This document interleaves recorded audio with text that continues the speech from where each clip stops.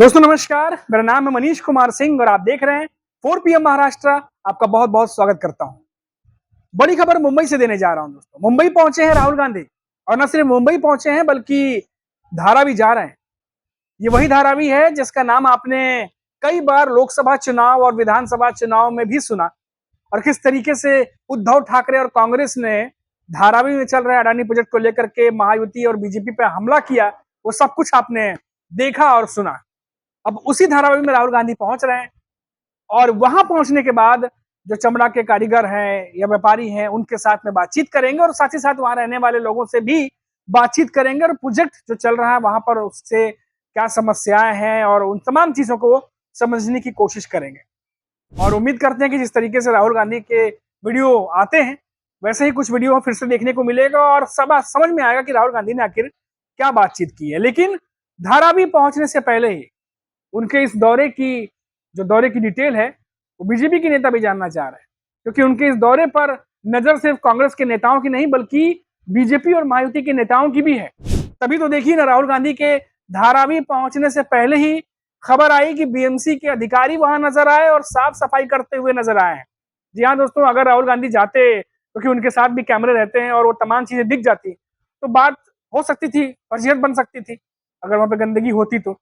लेकिन ऐसा सुनने में आया, ऐसी खबर आ रही है कि राहुल गांधी के पहुंचने से पहले ही बीएमसी के अधिकारियों ने साफ सफाई वहां पे की है। हालांकि बीच बीच में चलती रहती है, पर यह साफ सफाई से राहुल गांधी के जाने का कनेक्शन है कि नहीं है वो तो देखने वाली बात होगी। लेकिन टाइमिंग ऐसी है इसलिए इस पर चर्चा हो रही है। तो ऐसा नहीं है कि सिर्फ कांग्रेस के नेता ही इस दौरे को अहम मान रहे हैं, अपोजिशन के नेता भी राहुल गांधी के इस दौरे पर नजर बनाए हुए हैं। कांग्रेस के एक बड़े नेता हैं आरिफ नसीम खान, उन्होंने कहा है कि इस दौरे से, राहुल गांधी के इस दौरे से आने वाले निकाय चुनाव और बीएमसी चुनाव की रणनीति बनाने में आसानी होगी।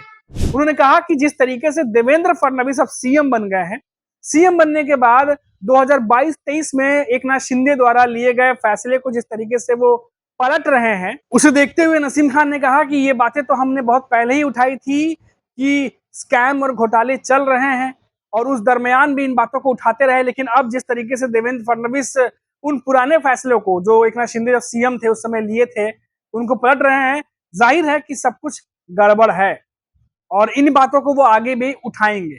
राहुल गांधी के इस दौरे को लेकर के कांग्रेस के जो नेता हैं उनका कहना है कि हमें निकाय चुनाव और बीएमसी चुनाव अकेले लड़ना चाहिए।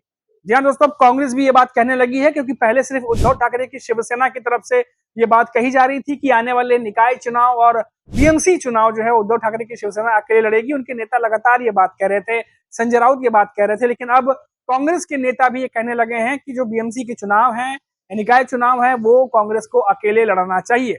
और राहुल गांधी इस दौरे पर जो आए हैं उसमें रणनीति को लेकर भी चर्चा होगी कि किस तरह की रणनीति अपनानी होगी, कौन कौन से ऐसे मुद्दे हैं जो भ्रष्टाचार के मुद्दे हैं उसको कैसे उठाया जाएगा।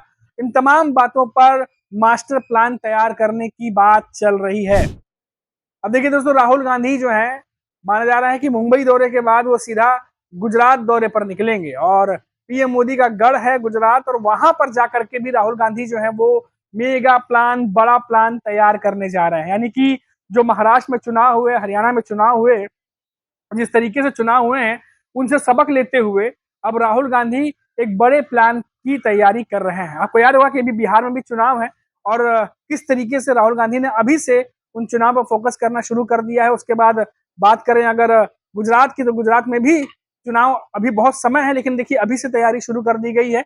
जो दौरा है राहुल गांधी का उसी से जोड़ के देखा जा रहा है।